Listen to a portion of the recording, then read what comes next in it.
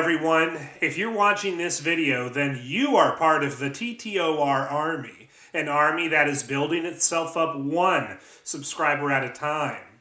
And as you can see from the title and thumbnail of today's video, today we're going to be talking about Jesse Lee Peterson for the first time in a few years.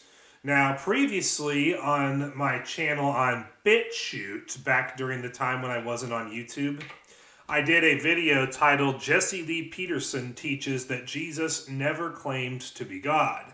A video that I posted, I think, either in late 2019 or at some point during 2020 on my BitChute channel, a video that has over 1,100 views. So it's been a good video on my BitChute channel. But the point in bringing up this video is that Jesse Lee Peterson for years has been claiming that Jesus is not God and never claimed to be.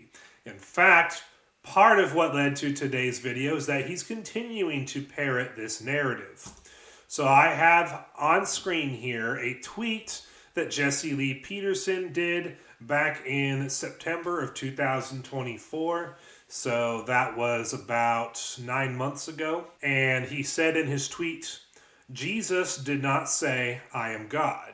But he did say, "I am the Son of God." And if you are a Bible-believing Christian who knows your Bible, then you know that what Jesse Lee Peterson just said here not only is factually wrong, it's rank heresy. Easiest example, easiest way to prove this, you go to John 8:57 through 59, where we read the following. "You are not yet 50 years old, they said to him, and you have seen Abraham. 'Very truly I tell you,' Jesus answered, 'before Abraham was born, I am.' At this they picked up stones to stone him, but Jesus hid himself, slipping away from the temple grounds." So here in this passage, specifically in John 8:58, Jesus tells his audience that before Abraham was born, I am. And they picked up stones to stone him. Now, why on earth would they try to stone Jesus for calling himself I am? Well, in Exodus 3:13 through 14, we read, "Moses said to God, 'Suppose I go to the Israelites and say to them, the God of your fathers has sent me to you, and they ask me, what is his name? Then what shall I tell them?' God said to Moses, 'I am who I am. This is what you are to say to the Israelites. I am has sent me to you.'" Now, if it's not obvious to you yet at this point, I am is the English translation of the word Yahweh. So in John 8:58, Jesus is literally calling himself Yahweh. And because Jesus' Jewish listeners who were opposed to him did not accept this, they immediately picked up stones to stone him because Jesus literally called himself Yahweh. So Jesus literally did claim I am God because he called himself Yahweh in John 8:58. Now, did Jesus use the exact phrase, "I am God"? No, he did not. But he called himself Yahweh, and that's God's name, Yahweh. So by claiming to be Yahweh, Jesus was in essence claiming that he was God. And believe it or not, someone actually brought this up to Jesse Lee Peterson. Someone named California Prepper said in response to Jesse Lee Peterson, "Before Abraham, I am." So they did a partial quotation of John 8:58, the passage where Jesus literally calls himself Yahweh. And what's Jesse Lee Peterson's mind-blowing response to the California Prepper? He says, "When you become a son or daughter of God, you will be too, just as Jesus, your brother, is." Wait a minute. Jesse Lee Peterson just said two things in response to John 8:58, Jesus calling himself Yahweh. He claims, one, that Jesus is our brother, implying that he's our spirit brother. Is this like a Mormon doctrine that you're going with, Jesse Lee Peterson? And then he claims that we can become I am as well. He says that if you become a son or daughter of God, you will be too. So we will be able to call ourselves Yahweh when we become a son or daughter of God. That's really weird, Jesse Lee Peterson, because not only does Mormonism teach that we can become God like God, but Catholicism does too. In Catechism of the Catholic Church, in Part 1, Section 2, Chapter 2, Article 3, Paragraph 1, number 460, it says, "The Word became flesh to make us partakers of the divine nature. For this is why the Word became man, and the Son of God became the Son of Man, so that man, by entering into communion with the Word and thus receiving divine sonship, might become a son of God. For the Son of God became man, so that we might become God. The only begotten Son of God, wanting to make us sharers in his divinity, assumed our nature so that he, made man, might make men gods." So Roman Catholicism and Mormonism both teach that human beings can become gods like Yahweh. And Jesse Lee Peterson is reiterating that idea. He's saying that, yeah, Jesus called himself I am, and when you become a son or daughter of God, you can become God too. So if you become a son or daughter of God, then you become Yahweh. And it then becomes not blasphemous to call yourself Yahweh. But calling yourself Yahweh is calling yourself the name of God, and so Jesse Lee Peterson is in a way admitting that Jesus is God, but then again he doesn't want to admit that Jesus is God. Gee, I wonder why Jesse Lee Peterson does not want to admit that Jesus is God, even though the logic he's laying out in response to John 8:58 kind of supports the idea that Jesus claimed to be God. Gee, I don't know. Could it have anything to do with the fact that maybe Jesse Lee Peterson is a male groomer and a sexual predator? We learned this a couple of years ago. As a matter of fact, we learned this on June 20th, 2022, when 21 Studios dropped their documentary Amazing Disgrace, a video where Jesse Lee Peterson was exposed as a male groomer and a sexual predator. I will have the link to this documentary in the description box below so that you can see it for yourself.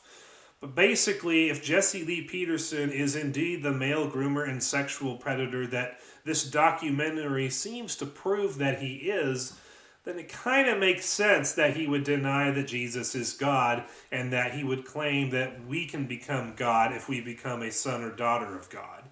Just weird stuff all around. There's a lot of cognitive dissonance going on with stuff like this, but yeah, Jesse Lee Peterson could very well have some ulterior motives for denying that Jesus is God. But anywho, I'm done talking about Jesse Lee Peterson at this point in the video. It's obvious that he's wrong. It's obvious that he's a heretic, and he really did teach that we can become God like Yahweh in the response to one of the people who commented on the tweet we were looking at. But I'm done here. Hopefully you enjoyed watching this video. If you did, be sure to hit that subscribe button. Leave your likes and comments down below. Every time you do that, helps the channel grow. And the more the channel grows, eventually it will grow faster. And then eventually TTOR won't be a little channel anymore. But it takes all of us working together on that. Now, if you're watching this video and you're a fan of my content, but you're like, YouTube censorship. That bothers me. I don't know if Justin will be on here long term or not because of how much worse it's been getting over the last 10 years. Well, there are two YouTube alternatives in particular that you should follow me on.